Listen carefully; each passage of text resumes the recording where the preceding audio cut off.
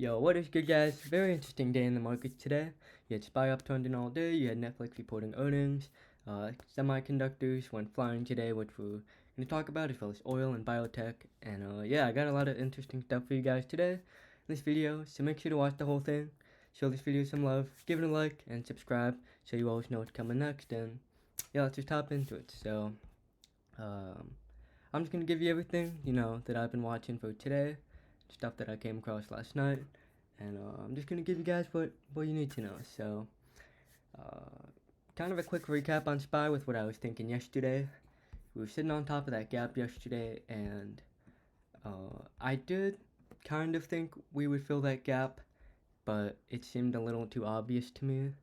And what do you know? We gapped up a very good amount and pretty much just squeezed all day. There was no stopping this uptrend. Really no pulling back either. I did take a short position towards the end of the day at around 392. I'm not sure how that's really gonna be going tomorrow. I'll show you what I'm thinking with the charts. But yeah, today we kind of had that fake out gap fill right there and gapped up like crazy. So you also broke out of this thing, which this was the big line I had up in my previous videos as well. And you got a gap up here at 400. We're getting close. I've had that specific target at 396, which I mentioned maybe in my last video, but definitely the video prior to that one. So we're getting close to there, but I don't know. We could be pulling back, but this is a pretty strong move here, and I think we will either see more of this uptrend tomorrow, or we're gonna get a decent pullback. And it would make sense to me for that pullback to be to this line, confirm support, or you fail it and you start plummeting. But I still think we may have to go a little higher, especially because you have such a big gap here and that big wedge, which we're still waiting on to see if we break out of that or not. But regardless, you broke out of this, you had a big gap up, so you have a gap here that potentially could get filled, but it's an interesting spot. We're gonna go over that a little later. I'm just gonna get it all the ETF stuff out of the way. I'm gonna start with oil.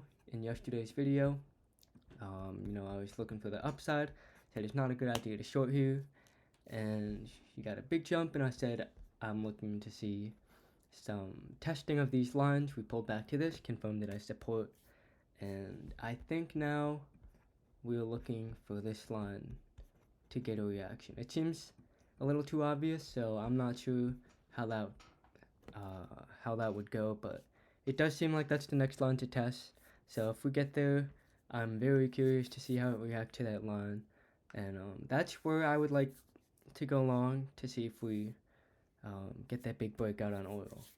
So yeah, that's really it for oil. Not really much to say.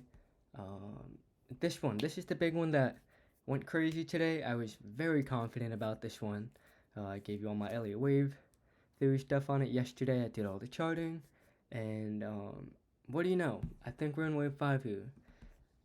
It seems yesterday was the bottom, which very interestingly, I believe I pointed it out in yesterday's video. We hit that phantom bar right here.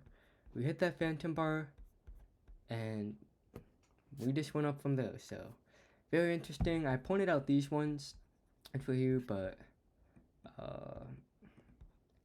interesting. Yeah, we hit that phantom bar and we did nothing but go up from there. So going up in after hours on the day, almost 16%. So really big run. The options went pretty crazy, couple 100%, and the Discord was making some money on that, as well as yeah, that went really well. So my projection on this, you hit that first target. This is on SOXL, not SOX or SOXX, but you hit this first target on here, and these waves look symmetrical if it's gonna go to this gap fill actually. So that next target would be at that gap fill, but we are a little overextended. We had a big move today, so we could stop at this target, get a pullback, but regardless, you got this retrace. I'm just gonna show you guys this again so you can kind of understand it for yourselves. You bounced off this retracement 38.2%, you bounce from there and you started that next wave up, which I believe is wave 5. Hit that first target, got your rejection, and we may be heading up to that next target. So these were the lines I had from yesterday. Well, actually, I guess I deleted them or something, but oh, they're on this one. So yeah, it's still going according to plan. That head and shoulders, that wave count, the retrace. So it's still going according to plan. We'll see if that next target gets hit. But so far it's going good, and I want to talk about biotech now, because this is the big one I've really been watching. I've been hoping for that like big move off of these levels down here, because we're in this decently wide consolidation zone here, and today I bought this morning right before this big decent jump, but we did not hold it, unfortunately. And I did think about selling around here, actually, just because there was zero confirmation that this is the bottom. But something I do like to do, which kind of goes against like risk management, I like to buy before confirmation at these possible bottoms, so that I can get those bottoms.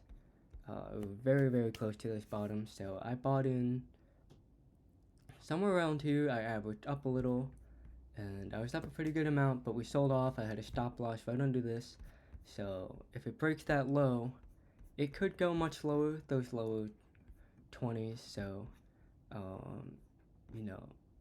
I stress the point that it's very important to mitigate your risk here, or mitigate your potential losses by having stop losses and having a plan, either before taking it, while it's moving up, because what we're watching is XBI, the biotech ETF. This is a very important pattern here. If this breaks out, Lab D won't drop and Lab B won't go up. So this is the really big thing to be watching, because all day, you moved all the way back up to the top, and you closed the day above it, but I think you do need a little more confirmation that we have broken above it, because you have this gap down here. So maybe you come all the way back down here, fill this, and that's the actual beginning of the downtrend.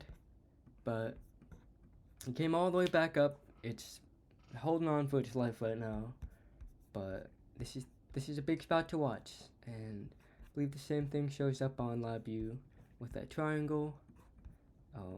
Yeah, you bounced off of that top right here, actually, and this looks pretty strong to me. So if I get stopped out on Lab D, I don't mind at all, because I will still be watching it for another entry if this pushes higher to the scenario that I posted in the bull case, that in the case that my bearish case doesn't play out, which would be a decent amount of more upside. And with this, again, Elliott wave 1, 2, 3, 4, you can see how wave 4 didn't go below top of wave 1 and go to that next target. So if this thing holds up, makes new highs, it's probably going to go to that next target, and that's where I would be considering that position in Lab D once again. So big spot here. You really want to be watching that trend line on XBI if you are playing this, or just watching it in general. So that's it for all the ETFs that I've been watching. If you played it right, good money was made today, and I'm very sad that I missed out on this, because it gapped up, and I was just kind of waiting on it and made those new highs, and it was already moving, so I couldn't really chase it, even though I could have. But at this point, I'm just gonna have to wait and watch it. So back to SPY. I'm gonna show you what I think could be happening the next few days tomorrow. So you are very overextended right now, but the daily chart is extremely bullish. So let me make this a little smaller. The daily chart is very bullish, so it's kind of dangerous to be bearish in this area, like on a macro scale, where you're thinking it's like a okay, this run is completely done now, because on the daily, let me put the daily up. So first off, that MACD, way back here, we talked about, this was something that we were watching from pretty early on. Once that crossed, I was like, okay, so this has a lot of strength now, because this crossed, the momentum has changed, and we've still been holding above that. So it's still showing strength is my point here. And I don't know, the daily chart is not really something you want to bet against until you kind of get that clear direction that there's exhaustion or just a lack of momentum and strength. So it's a little dangerous that I took that short position early on, or later on today, but I do think we could be getting the pullback, but I am bullish in the short term. So that's what I've been stressing in my previous videos. I do think we have to go higher before we make those new lows, which I've been stressing that would be in the coming months, but not necessarily right now. So that short position would just be a swing 1 or 2 days, because I do not want to hold that for very long, unless I would just hold it until later on into the year. But that's not what I want to do. So this would be a position I wouldn't be holding for too long. So you have that gap. I mentioned that trend line here, which we could be pulling back to, and you have divergences all over the place on the MACD, where the MACD is making lower lows while you made higher highs. So divergences all over the place. You overextended, and you had a gap up. You have 2 gaps below actually, but you might need to test support because this is a very steep move and it's not sustainable. So we'll see how tomorrow goes. You have this gap above, which you could be heading for, but you do have a gap below. We made a big move today, so it's in between this. It might be testing support, which I do think is quite likely, unless we just keep squeezing. But what I'm thinking, I'll draw it out actually. What I'm thinking could happen is you get a pullback, bounce off support, and you fill that gap, or maybe even come into this gap. There's possibility you fill this gap, but that's pretty low, and I don't know how tech earnings is going to have an effect on this, because as I've been saying, it's a race against time. So I would like to see this pullback happen relatively soon, within the next few days, and have a very strong reaction off of a support wherever it bounces off from, if it does pull back. But we'll see how tomorrow goes, and yeah, that's where I'm gonna leave this video. So if you watch this whole thing through, make sure to show it some love, give it a like and subscribe, so you always know what's coming next. And check out the Discord, that'll be in the description. And yeah, peace out guys.